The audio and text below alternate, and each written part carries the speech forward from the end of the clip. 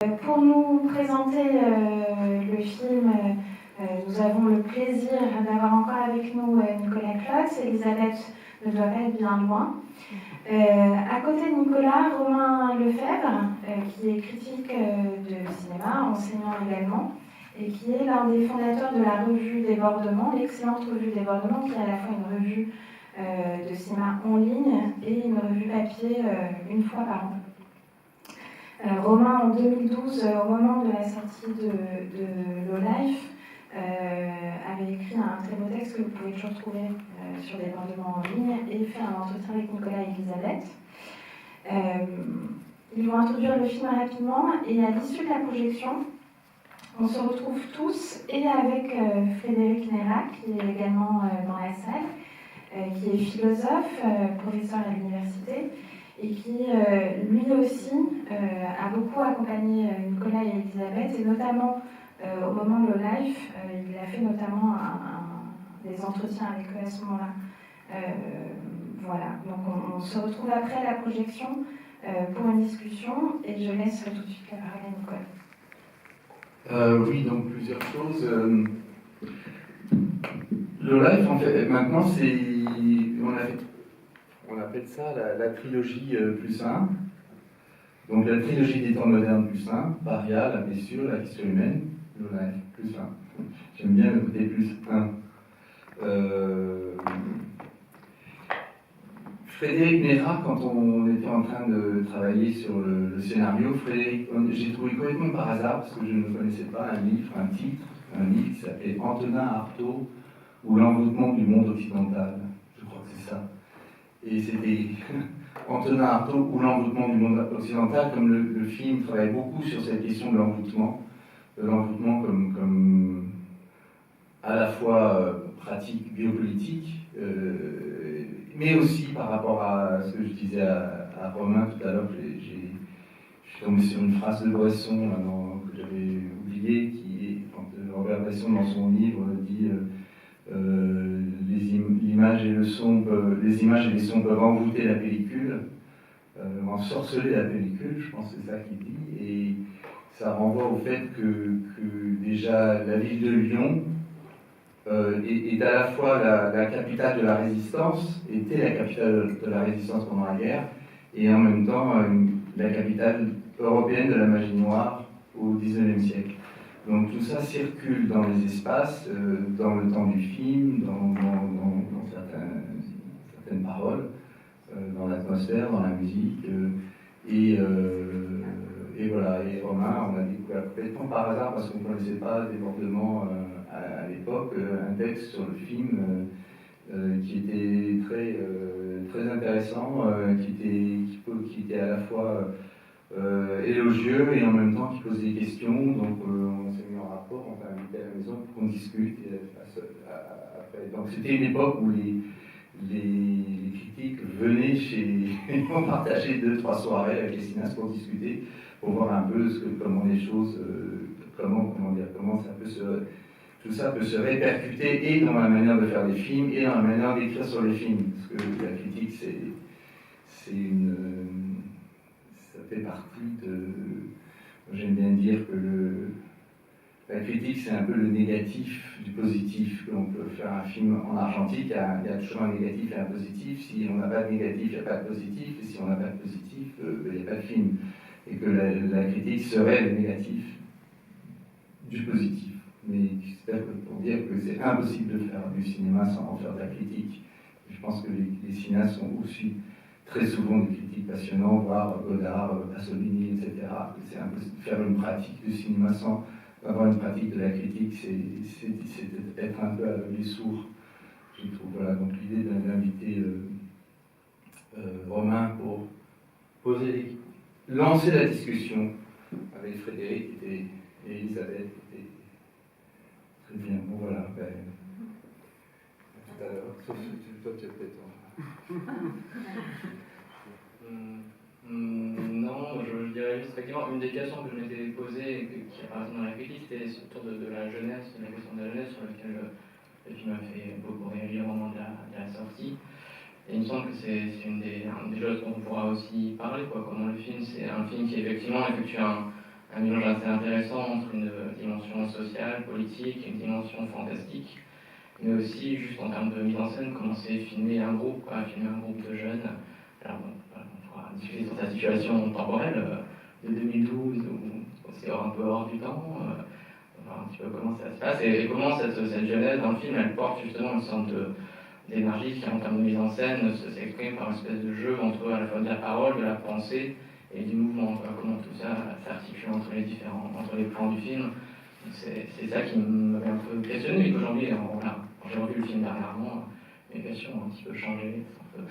C'est-à-dire que la jeunesse aussi, c'est la même, parce que c'est un film adressé en fait au diable probablement de Bresson, et que ces questions-là étaient déjà soulevées dans le film de Bresson en 1978, sur cette question de la jeunesse. Et donc nous, on fait une adresse à Bresson, et puis aujourd'hui, il y a une adresse à vous. Et bon, à tout à l'heure. Bon film.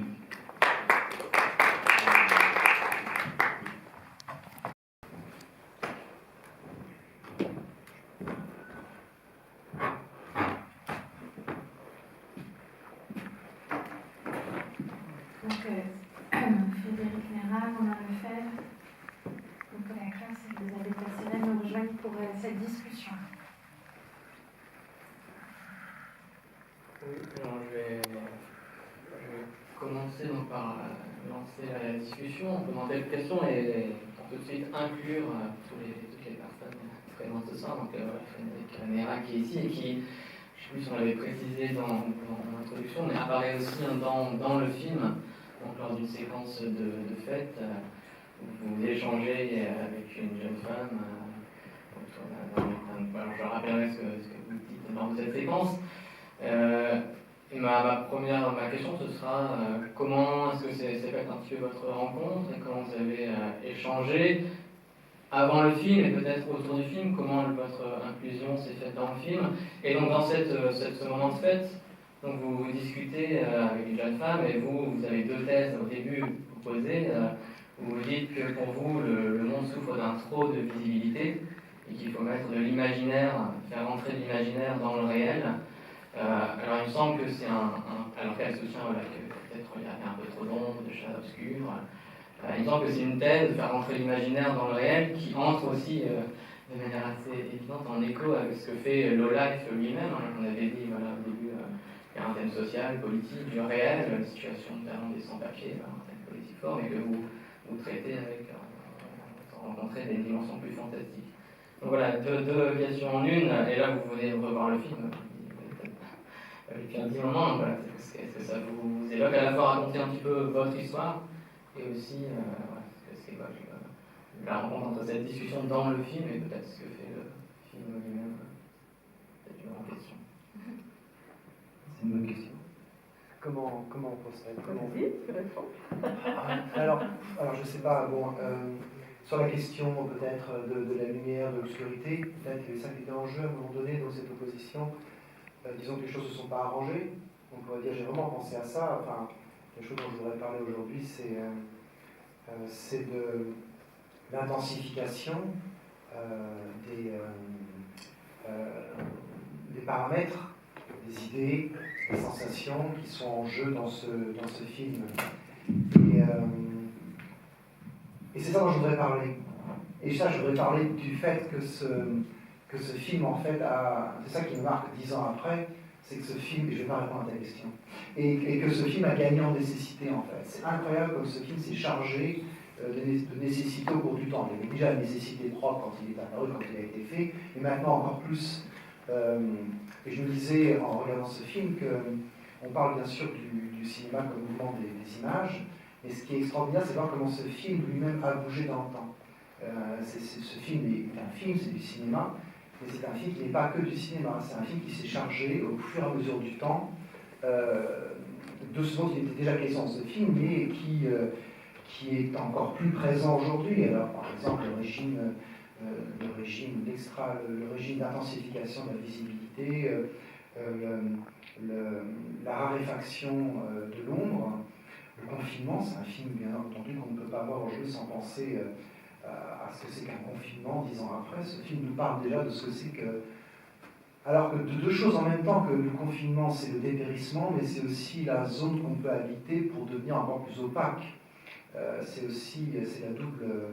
la double modalité d'un retrait du monde. Le retrait, c'est là où on peut mourir, mais c'est là aussi où on ne sait plus la différence entre l'éveil et le sommeil. Donc c'est aussi une manière de retrouver une part d'ombre.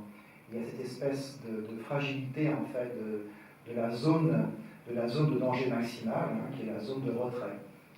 Se retirer du monde, c'est occuper cette zone qui n'existe pas, et c'est pour ça qu'elle est dangereuse, parce qu'elle ne correspond plus au monde, où elle tente d'envisager un non-lieu pour échapper au monde sans être annihilé par cette échappée d'elle.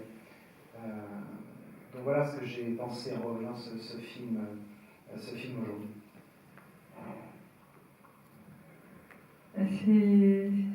C'est exactement ce qui s'est passé, je pense, la première fois qu'il est passé, c'est la semaine dernière, c'est ça. Et il y a eu plusieurs personnes dans le public qui ont dit que ce film, qui ont trouvé que ce film avait pris une force, une intensité dans ce qu'il évoquait aujourd'hui, et dans ce qu'il... et que c'était incroyable. Ils ont dit, on a dû vous punir de l'avoir fait. Et c'est un spectateur qui nous a dit ça, une spectatrice, parce qu'il dit qu'à l'époque, quelque chose n'était pas prêt à le recevoir. Qu'il y avait effectivement une part d'ombre, une part obscure dans le film, une part maudite, mais en même temps une part très lumineuse qui est là. Et que cette part lumineuse, finalement, elle a peut-être perdu en intensité ces derniers temps. Et que la part d'ombre, peut-être, on la sent, mais on sent qu'il y avait, voilà, on la sent recouvrir encore davantage. Et on sent davantage encore une forme de résistance souterraine. Et donc, voilà, c'est un peu dans ce que tu as dit, qui résonne qui a résonné en tout cas la semaine dernière. Et puis pour notre rencontre, je pense que tu peux parler de ce livre qui a été très important, ton livre. Oui, je voulais aussi ajouter que la présence de, comment dire, le début d'une forêt, pour moi c'est la part lumineuse. C'est-à-dire que les personnages s'échappent, ils n'ont pas d'autre solution que de s'échapper dans la forêt. Et il se trouve que 8 ans plus tard, les Wickland, c'est cette forêt. Qui est un film complètement autre, mais qui était déjà annoncé là, quelque part. Donc, ce qui est troublant pour Elisabeth et moi, je pense, c'est de voir comment des choses absolument pas prévues à l'avance, finalement, nous attirent dans un chemin de cinéma qui a l'air parfois devenir du futur. C'est-à-dire, on ne peut pas ne pas se poser la question du sens du temps, on est confronté à un temps linéaire quand on travaille, quand on écrit, quand on monte des financements, quand on commence à... Et puis en même temps, il y a quelque chose qui vient du futur et qui connecte les choses. Alors effectivement, j'ai l'impression que le rôle du cinéma, enfin en tout cas le cinéma qui nous intéresse, c'est un cinéma qui essaye de développer des visions et des écoutes de ce qui est en train d'arriver, ce qui nous arrive. Et c'est à travers des personnages comme ceux-là où on peut voir ce qui est en train d'arriver, parce que tout est extrêmement, comme on dit, documenté, tout est très précis, et qu'une parole comme celle du frère qui dit à un moment donné, si tu vis avec un étranger, il y a un étranger sans papier ici, c'est ça qui fout la merde, cette phrase-là, moi je l'entends, ça sonne comme dans les années 40, quoi. Ça sonne de manière terrible. Alors à l'époque, je trouvais que c'était presque de l'anticipation, mais aujourd'hui, je comprends tout à fait comment cette espèce de malédiction administrative ne peut que provoquer des tragédies, et de plus en plus d'ailleurs. Alors, comment on s'est rencontrés? Donc la lumière, c'est l'échapper dans la forêt. La lumière, ça fait plus lumineux quand même que le diable, probablement, j'espère. Et en même temps, pourquoi pas, mais Bresson, en 78, a déjà vu tout arriver, quoi. Donc la rencontre avec Frédéric, j'en parlais un petit peu au début, c'était étonnant parce qu'on dialogue souvent avec des philosophes. Et Frédéric Néra, Antonin Artaud ou l'envoûtement occidental, on a pris rendez-vous par mail, et je te vois un mec très jeune, je ne m'attendais pas du tout à lui. Et ça m'a paru extrêmement important, parce que du coup, tu étais élève aussi, je crois, tu étais élève de Jean-Luc Nancy, donc il y avait un lien aussi avec Jean-Luc, je ne savais pas. Et donc là aussi, c'est quelque chose de très invisible, quoi, qui nous a liés très vite.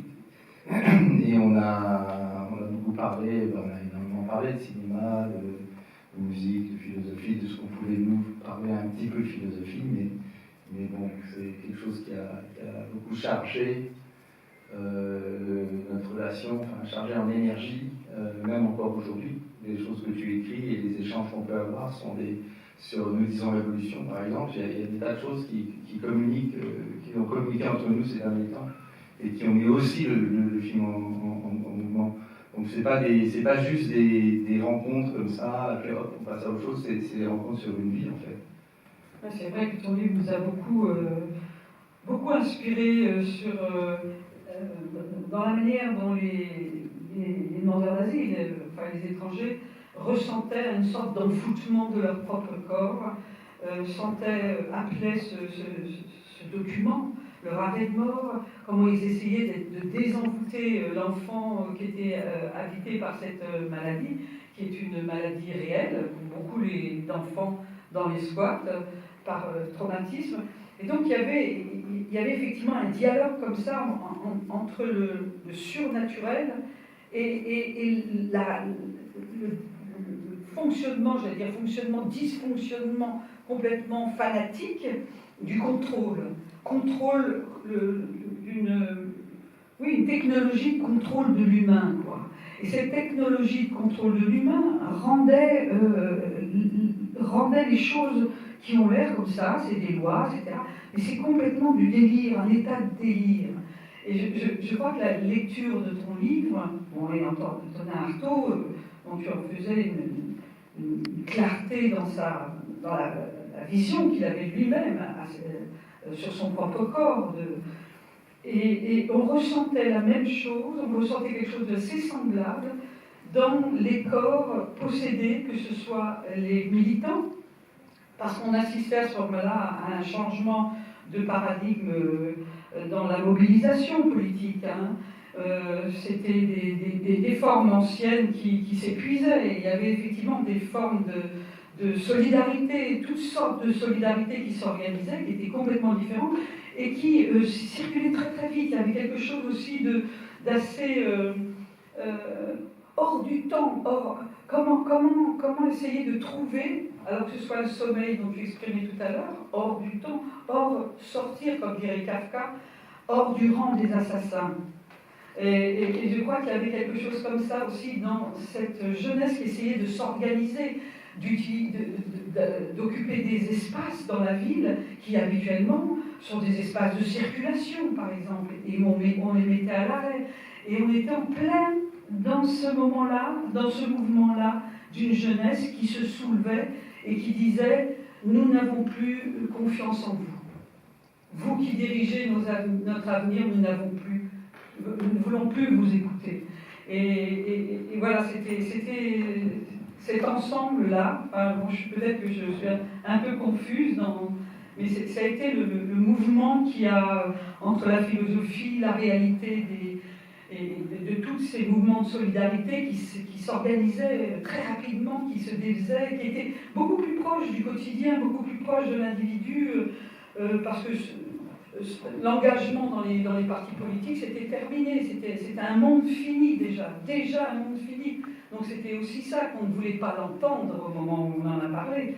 Mais voilà, c'est ce rapport complètement film de science-fiction. Moi, je trouve qu'il y a une espèce de science-fiction dans ce film, de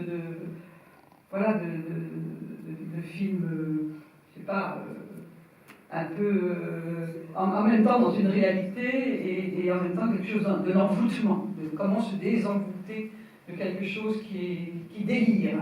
La société délirait, en tout cas, parce que c'est vrai que les systèmes de la technologie de contrôle des corps prenaient une ampleur terrible dans cette ville.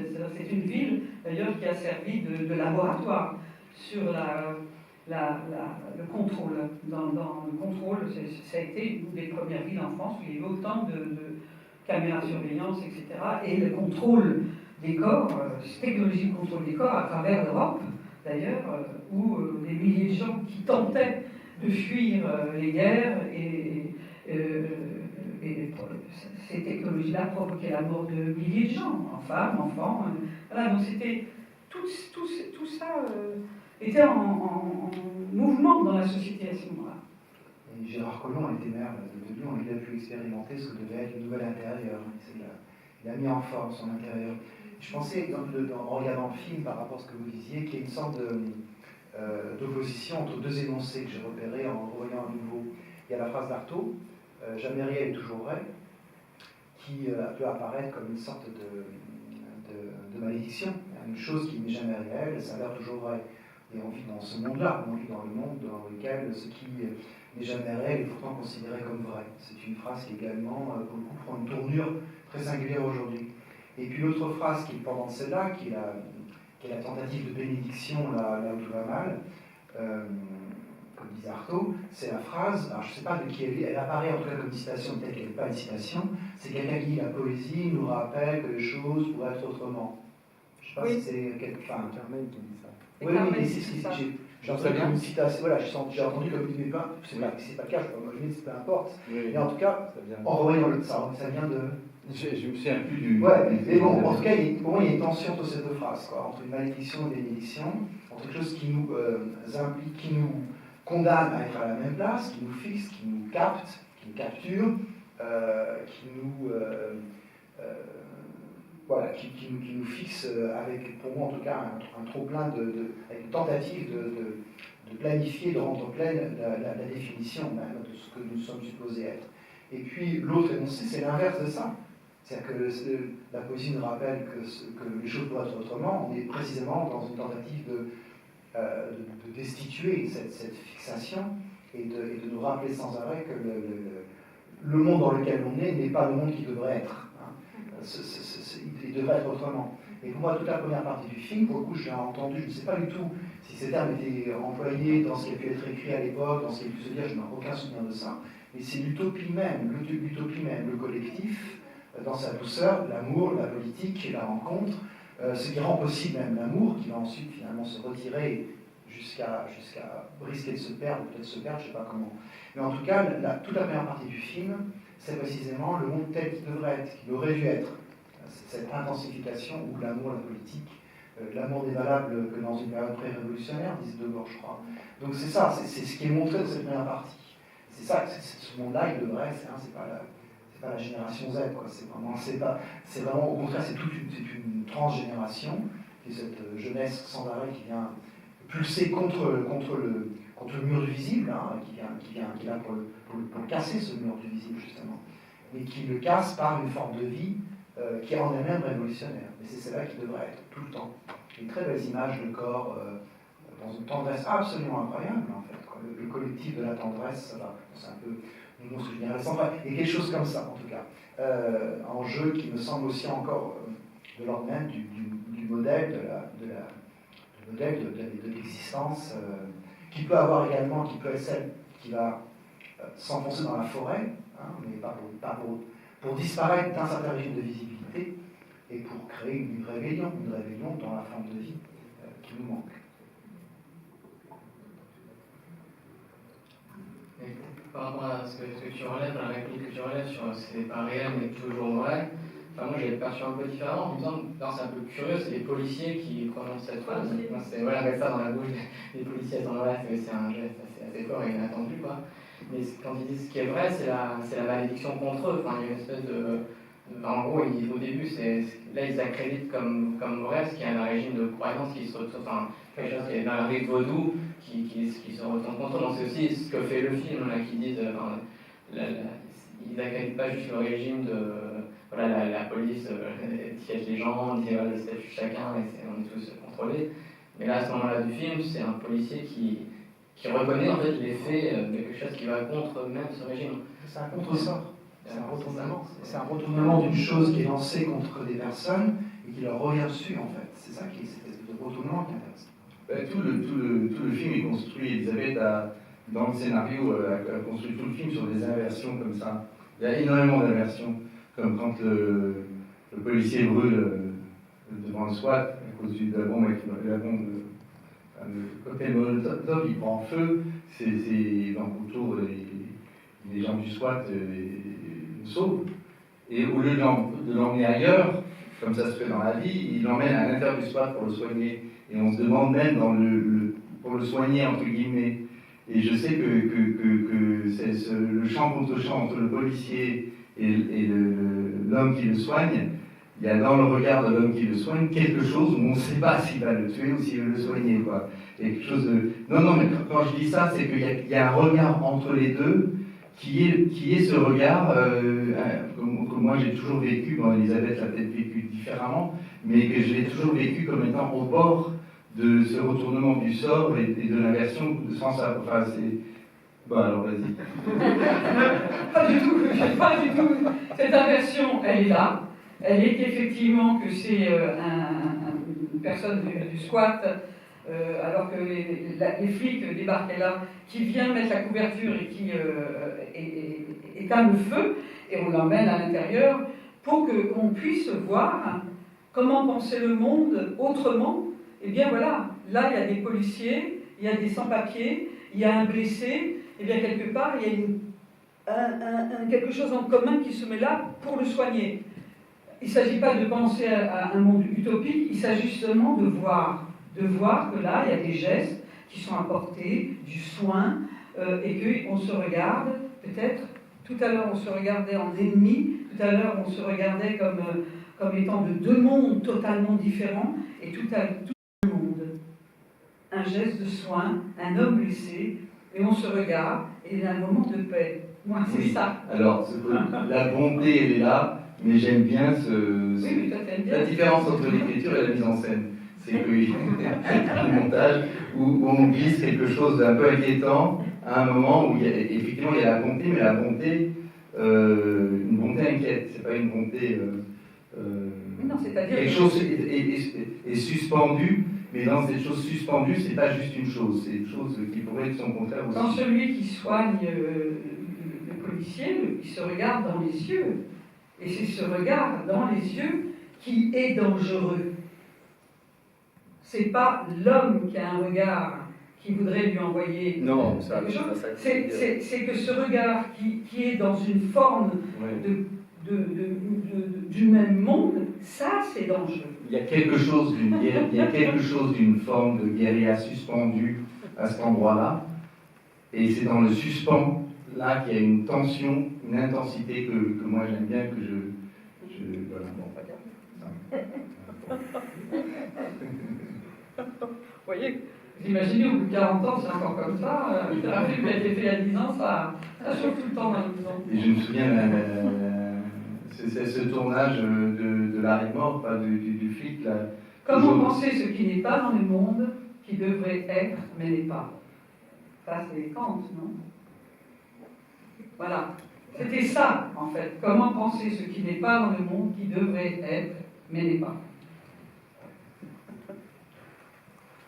Oui, on parlait au début de trouver le film tourne beaucoup autour de trouver des espaces de résistance, quoi, où la jeunesse, effectivement, est prise un peu là. Je parlais le film résonne fort aujourd'hui parce qu'on cherche toujours aussi un avenir, quoi, comment se sortir d'une situation où on est de plus en plus serré, contrôlé. Et clairement, la jeunesse du film apporte un poids. Il y a beaucoup de répliques qui accusent ça aussi. Quand Hussein dit voilà, pourquoi on est là, peut-être pour se défaire du fardeau d'existence qui nous ont précédés. Et en même temps, le film essaye de travailler effectivement un espace de résistance qui devrait être. Et j'aimerais que vous développiez un petit peu sur comment vous avez pensé ça et concrètement par la mise en scène. Alors, dans cette scène où il y a Frédéric qui intervient par la parole, par le discours, elle me semble assez intéressante dans espèce de rencontre qu'elle fait se produire entre justement ce qui est de l'ordre du discours, de la pensée, et comment on bascule. Voilà, la scène, donc il y a la discussion, puis alors je sais pas si c'est le son de la discussion qui baisse et le son de la musique qui augmente, ou les deux forcément. Et après on passe à une scène de fête, et puis il y a une scène assez belle entre Jamel et Julie, où il n'y a plus de dialogue, c'est purement de la mise en scène, des mouvements, des gestes qui expriment les états d'âme des personnages, et ça traduit quelque chose que vous avez beaucoup travaillé dans le film aussi, comment une communication, des échanges passent à travers les corps, à travers la danse.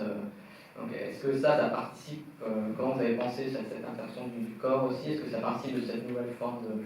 Je pense que tu as relevé exactement les moments de structure de cette séquence qui sont différents modes de parole, qui sont plus...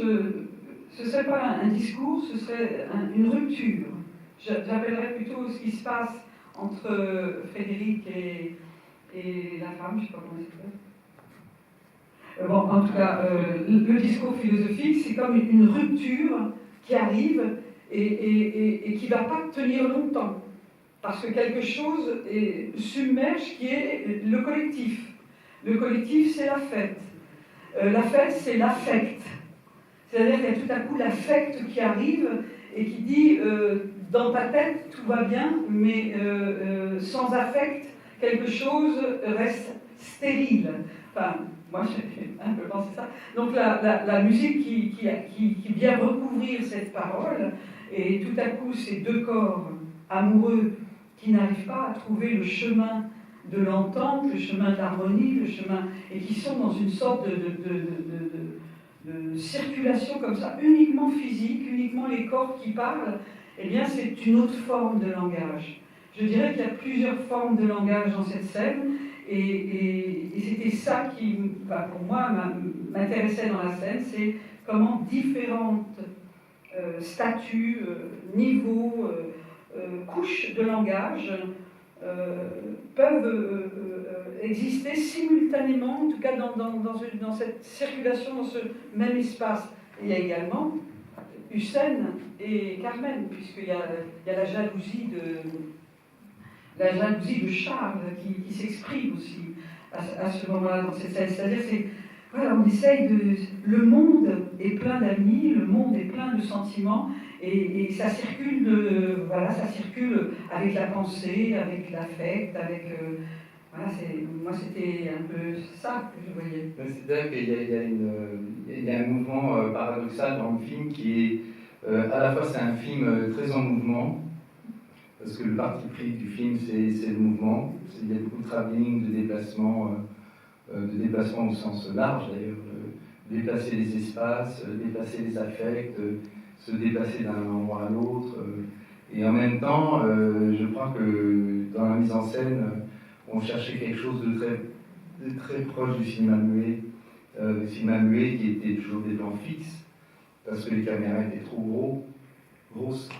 C'est-à-dire que le cinéma muet, plan fixe, caméra trop grosse, arriver, travelling, déplacement de caméra, et arriver à être dans la précision de la mise en scène, c'est-à-dire qu'un mouvement soit un cadre en lui-même, que le déplacement du couple qui se dispute, Jamel et Julie qui se disputent, c'est à la fois un mouvement, mais c'est aussi un cadre fixe, puisqu'il se passe la même chose, mais en mouvement. C'est pas un film avec du découpage. Chaque plan est un plan fixe, même quand il est en mouvement. C'est pas un film découpé beaucoup. C'est pas un film où on s'amuse. Il y a des chants contre chants, parce que le chant contre chant, c'est très important au cinéma, parce que c'est des intensités comme ça qui se répondent, comme on en a parlé tout à l'heure avec le regard. Et je crois qu'il y a quelque chose de ce paradoxe-là, enfin, en tout cas, c'est des plans fixes en mouvement, et non pas des... Oui, c'est des plans fixes en mouvement, je pense, qui permettent aussi de dégager d'autres formes d'espace, d'explorer l'espace autrement qu'avec des bouts d'espace juste à poser entre eux, quoi. Mais c'est difficile de parler de la mise en scène parce qu'en fait la mise en scène c'est très très concret. C'est toujours des questions, l'espace qu'on a, la lumière, comment on peut faire, Et c'est toujours des questions extrêmement précises. Non, on ne va pas plus loin que là, là c'est bien d'arrêter là. Il n'y a jamais de discussion théorique. La mise en scène, dans les discussions avec les acteurs ou avec. Il n'y a jamais rien de théorique, c'est toujours très très concret. Donc c'est ce concret-là qui ancre le film dans une abstraction concrète et qui fait rentrer l'imaginaire, parce que chaque fois, que ce soit le travail de la lumière, le travail des décors, de la parole, hante le film en permanence. Donc c'est comment trouver un rapport au réel qui n'enferme pas le film dans un rapport au réel. Comment trouver un rapport au réel qui ouvre le film vers des imaginaires qui deviennent réels et ça je pense c'est quelque chose sur lequel on travaille beaucoup. C'est comme, je sais pas, dans la peinture ou dans la musique, quand on passe d'un mode à un autre, d'une époque à une autre, peut-être que notre travail a toujours une sorte d'abstraction qui permet de faire exister des choses, de rendre visibles des choses qui arrivent, et non pas des choses que l'on reconnaît, comme dans la vie. Ah ben ça je sais, ça c'est la psychologie ou... Bon. Mais c'est ça que j'appelais utopie tout à l'heure, parce qu'en fait, par utopie, il ne faut pas entendre la chose lointaine, inaccessible, qui n'a rien à voir avec la réalité. L'utopie, il faut la penser à une pulsion utopique. Et la pulsion utopique, c'est cette chose que vous allez incarner par des sons, des plans, des manières de poser le décor, c'est la rendre visible. Pour qu'il y ait une perception, pour dire ce que tu disais Isabelle tout à l'heure, il y a différents régimes de perception. Quand vous parliez de cette scène singulière, là, après que le policier soit fait voler la jambe, pour qu'il y ait une perception qui soit elle-même un regard dangereux, ce regard dangereux, c'est pas un regard... c'est pas le regard d'une... C'est une chose qui apparaît à cet endroit-là, mais qui n'est pas... Voir si elle est commune, en tout cas, elle n'est pas repérée comme commune, effectivement. Et vous allez isoler quelque chose, vous l'intensifier, ou le rendre visible. Mais ce que j'appelais utopique, c'était pas pour parler d'une chose qui ne serait pas là et qui serait encore destinée à ne pas l'être. C'est justement quelque chose qui apparaît à un endroit précis, avec des corps, des paroles, des gestes, des échanges, et ça vous faites sans arrêt. Dans vos films, il y a toujours ces communautés. Et quand je dis qu'elles sont utopiques, c'est au sens où elles rassemblent en elles tout ce qu'on pourrait, comment dire, elles donnent une forme à l'intensité des rêves. Ça veut dire qu'elle n'existe pas. Au contraire, elle devient à ce moment-là véritablement existante.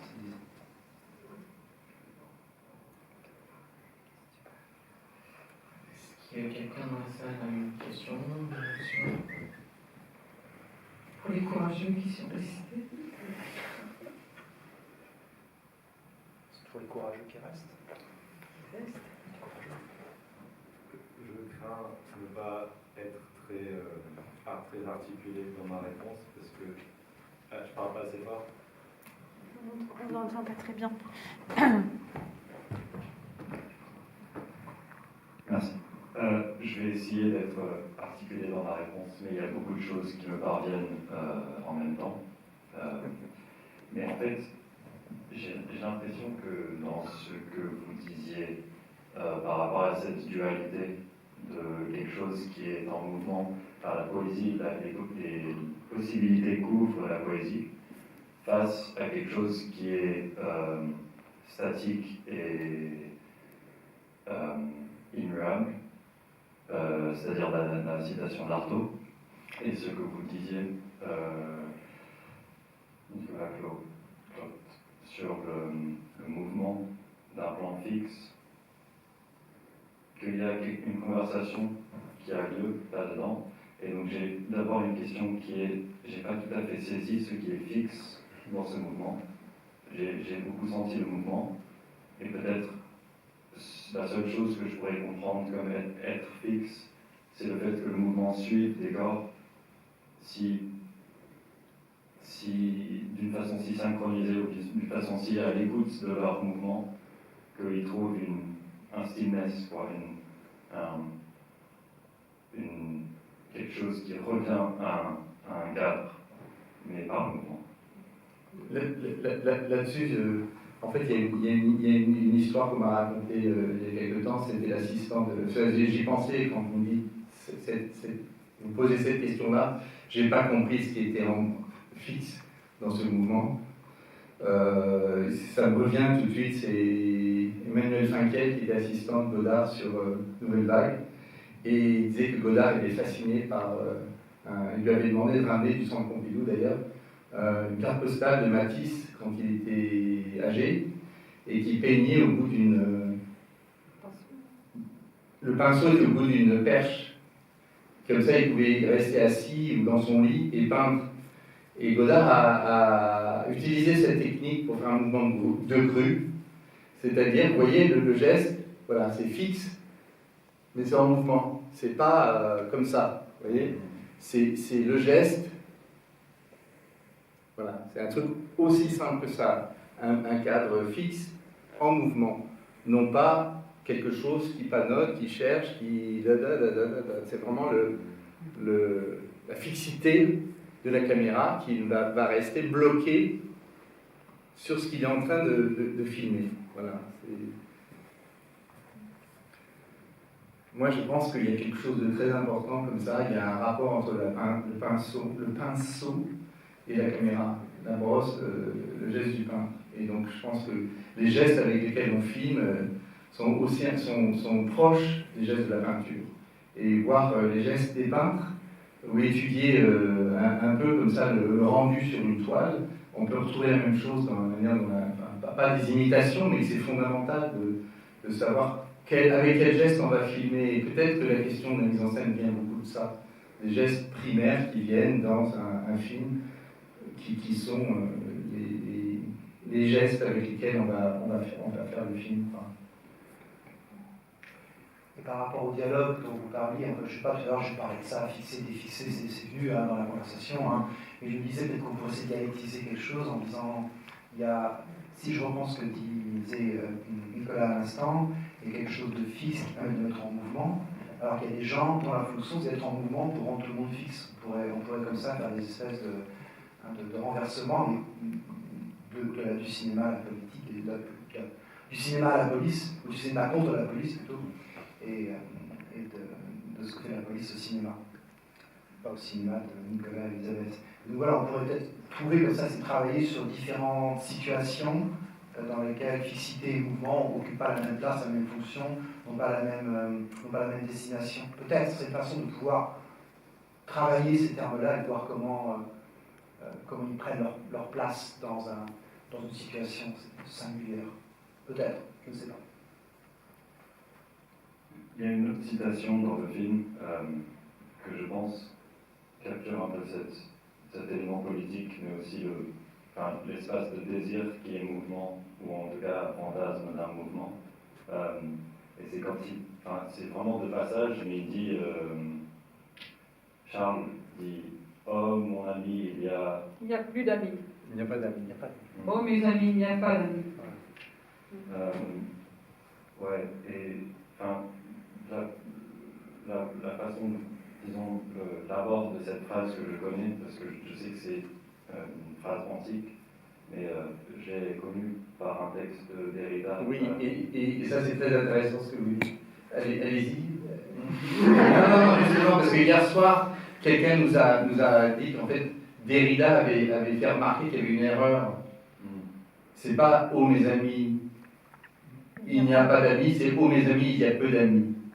Et que Derrida avait relevé cette erreur dans la traduction. Ce qui est assez différent, oui. Et c'est très beau. « oh mes amis, il y a peu d'amis ».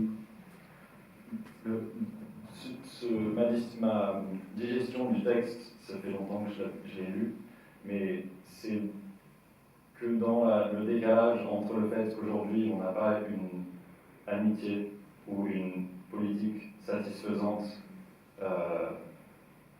que en fait simplement de le désirer dans le présent, c'est déjà la constitution d'une politique, d'une amitié à venir. Donc c'est à la fois une frustration et un geste d'amour. Enfin, je trouve que c'est vraiment quelque chose qui sortait de tous vos échanges. Et du film.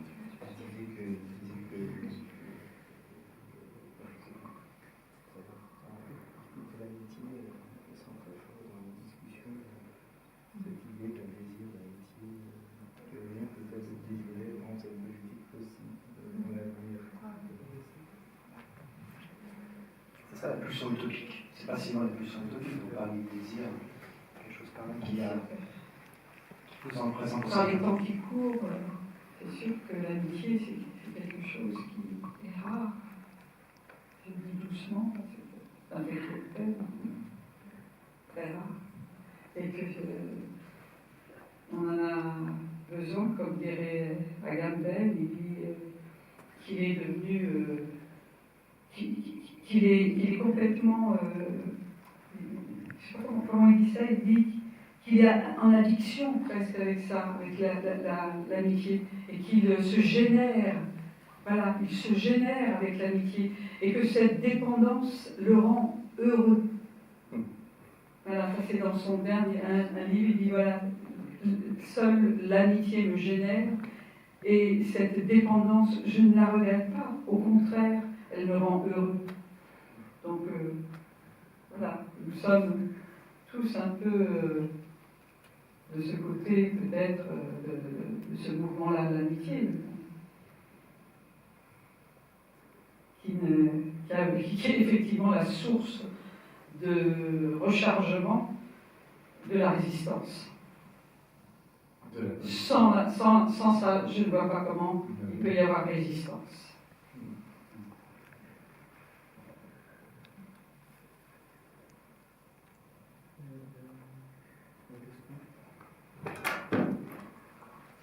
Merci. Moi, je vais faire référence aussi à votre film, La question humaine, et je viens de le voir la semaine dernière. Et dans les deux films, il y a cette référence à la Deuxième Guerre mondiale. Et du coup, je me demande d'où ça vient et pourquoi vous voulez, je veux dire, réélaborer cette passé, ou c'est quoi votre lien avec ça? Peut-être que c'est une question un peu intime, mais... C'est pas que vous parlez pas bien, c'est que je suis sourde. Oui, non. C'est pour ça que je demande toujours à Nicolas, parce qu'il y a un écho là, comme quand on est ici, et je n'entends pas, je dois le traduire. Dans les deux films, dans La question humaine Et dans le live. et dans le live, il y a des références à la Deuxième Guerre mondiale et il demande notre lien avec ça. Pourquoi c'est aussi présent Elle est présente, on vient tous du passé, hein, pas faire d'illusions. Tous. Je ne sais pas vous dire. J'ai dit, moi j'aurais une réponse. Quand il y a une catastrophe, elle émet des ondes dans l'avenir, et on est encore dans ces ondes-là, et qu'on peut tout à fait faire comme si, mais on voit bien ce qui est l'extrême droite en France. Enfin, il y a tellement de choses, le contrôle, tout ce qu'on commençait à raconter, il n'y a rien qui s'est arrêté. C'était une guerre civile européenne, les deux guerres mondiales, première et deuxième, et c'est comme un Big Bang du continent. On peut mettre par exemple la traite atlantique, la traite des Noirs, l'esclavage, et fait partie d'un mouvement dont on ne s'est absolument pas débarrassé. On s'est débarrassé comme ça dans un instant, ce que tu parlais de ça un petit peu peut-être, la manière dont on quadrille. Parlons de la France, parce que moi je ne sais pas dire, mais on quadrille la France et on le sature d'informations en permanence, et on coupe la France du monde en fait. Le mouvement du monde, il est permanent, et dès qu'il s'agit de laisser entrer ce mouvement en France, il y a les barrières, les murs de sécurité, il y a le contrôle, il y a les papiers, il y a l'administration, il y a tout ça qui nous coupe du monde. Et je pense que par rapport à l'histoire, il y a la même chose. L'histoire est toujours là, très fortement, peut-être encore plus, vous savez, comme quelqu'un dans une famille bourgeoise complètement contaminée par les refoulements et par les guerres, ça continue, et jusqu'à un moment où ça ne peut plus continuer. Et je crois que les effets, je ne parle pas ni comme journaliste, ni comme historien, mais comme artiste, le rayonnement fossile de cette guerre civile, ajouté aux technologies numériques et au capitalisme, arrivé à ce stade du capitalocène, peut-être on pourrait parler de ça, d'un moment comme ça, on est dans la 6e extinction, c'est un même moment. Vous voyez, je pense qu'entre la Première Guerre mondiale, la Deuxième Guerre mondiale, la traite atlantique, etc., que c'est un même mouvement qui nous plonge dans cette 6e extinction où tout s'accélère. Et voilà, comment ne pas être comment ne pas faire. C'est ça notre cinéma en fait. Je crois que tout notre cinéma, quand on s'en rend compte au fur et à mesure, c'est pas du tout une idée qu'on essaie de développer, mais notre cinéma est habité par cette question-là. Merci, c'était pas naïf ma question. Je vois très bien la nécessité de repenser les passés. Et du coup, en faisant un lien avec la question humaine et les livres des Chapoutot, par exemple, votre film, pour moi, c'était exceptionnel parce que justement, si Chapoutot montre comment l'organisation du travail nazi continue aujourd'hui, et en transformation, en reprise de l'organisation du travail nazi, là, vous montrez, par contre, comment ça reste dans l'inconscient, on va dire. Les besoins, les grands-pères qui passent, les pères qui passent aux fils, on va dire, charge du passé. Et comment notre monde continue à être habité par notre passé, qui on essaie de s'en débarrasser. Du coup, merci.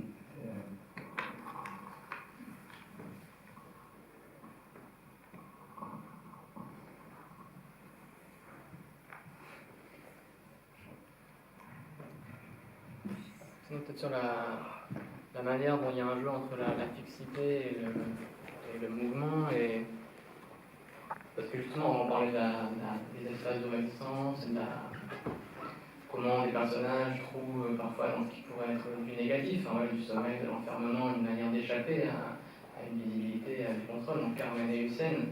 Et il me semble qu'il y a aussi une manière, quelque chose qui passe par la mise en scène, des plans, notamment un moment assez marquant où il y a un jeu sur le rapport entre l'image et la parole.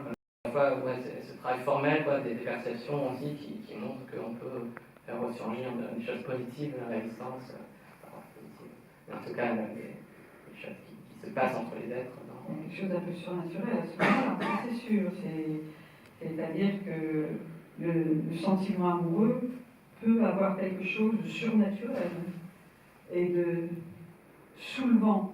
Et ce qui se passe, c'est la contradiction terrible que vit cette jeune fille amoureuse, c'est que son sentiment, elle est capable d'emprisonner celui qu'elle aime. C'est-à-dire qu'elle le séquestre. Donc il y a aussi l'inversion qui m'intéressait, c'est que jusqu'où peut aller le sentiment amoureux pour quelqu'un qui est en danger. Eh bien, le sien peut aller jusqu'à le séquestrer.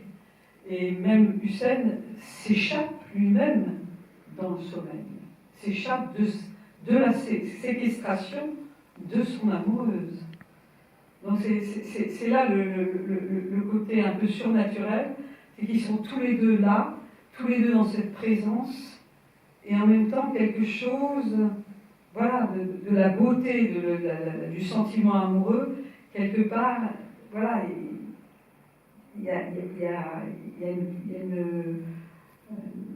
chose qui les contraint à quelque chose. Enfin, c'est cette contrainte, à un moment donné, comment s'échapper. Et c'est de deux manières. C'est comment lui peut échapper à un amour aussi. Et ça, c'est pour tout le monde, c'est pas seulement... Là, c'est exacerbé par la situation que vit le jeune homme d'être en danger dehors, etc. Mais le sentiment amoureux est un sentiment très double. Et on ne peut pas... Voilà, donc c'est une chose aussi que tout un chacun, on se retrouve, on se reconnaît dans le sentiment amoureux, et en même temps, là, il est exacerbé par la situation, mais en même temps, ça devrait parler à chacun. Voilà, c'était... Et c'est ça qui est en même temps magnifique, quoi. Le sentiment amoureux, c'est quelque chose de très révolutionnaire, très bouleversant. Moi, je fais une référence aussi parce que il y a un film de Chaplin qui s'appelle Les Lumières de la Ville, où on voit bien, vous connaissez sans doute le film, on voit bien que Chaplin, la nuit, avec le milliardaire, il va fêter, il va danser, il se bagarre, il mange L'autre le sert de champagne, c'est les meilleurs amis du monde, et il le ramène chez lui, et quand le jour arrive, et il ne le reconnaît plus, il le jette dehors, quoi, et comme un malpropre. Et donc la question, c'est comment prolonger la nuit dans le jour. Et on a un peu quelque chose comme ça, comment la nuit des amants, ces nuits où, comme il dit, on dort, les amants dorment dans l'égalité du même sommeil, tout le monde, les plantes, les animaux, espèce des fleuves, des espèces d'états de grâce absolue. Comment le faire prolonger dans le jour? Parce qu'avec l'arrivée du jour, de la lumière, il y a tout qui repart, toute la machine atroce repart, et leur défi épuisant, c'est d'arriver à faire prolonger leur nuit dans le jour, de continuer à vivre dans ce... Et comme dit Romain, c'est purement un dispositif cinématographique qui pourrait effectivement...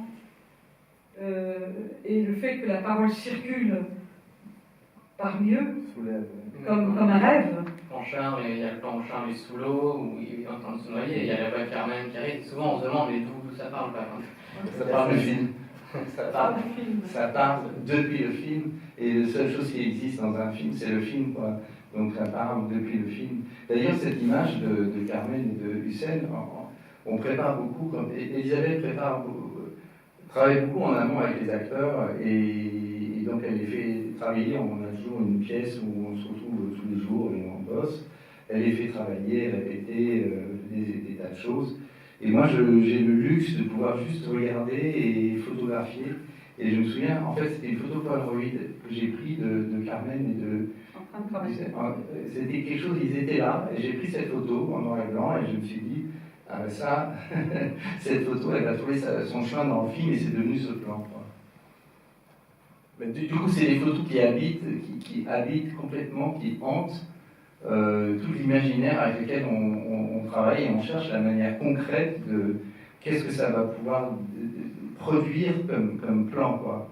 Une photo, c'est un plan. Encore l'histoire du fixe et du mouvement. C'est le fixe dans l'instant et le mouvement, parce qu'il y a peut-être 6 mois, 8 mois entre la photo et le moment où on tourne le plan. Et voilà, quelque chose se charge pendant ce temps-là.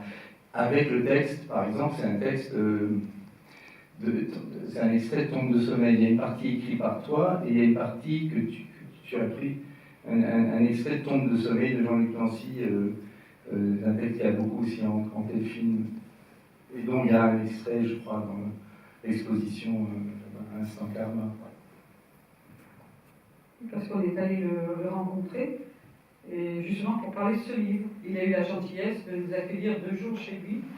Et donc il y a un film qui vient de ces 2 jours passés chez Jean-Luc Nancy, où il a discuté avec beaucoup de générosité sur ce livre, sur le sommeil, sur tout ça, sur la démocratie. La démocratie. Merci beaucoup à tous, Nicolas et Elisabeth, infiniment. Frédéric Néra, merci beaucoup. Merci à vous d'être venus. Bonne soirée. Merci.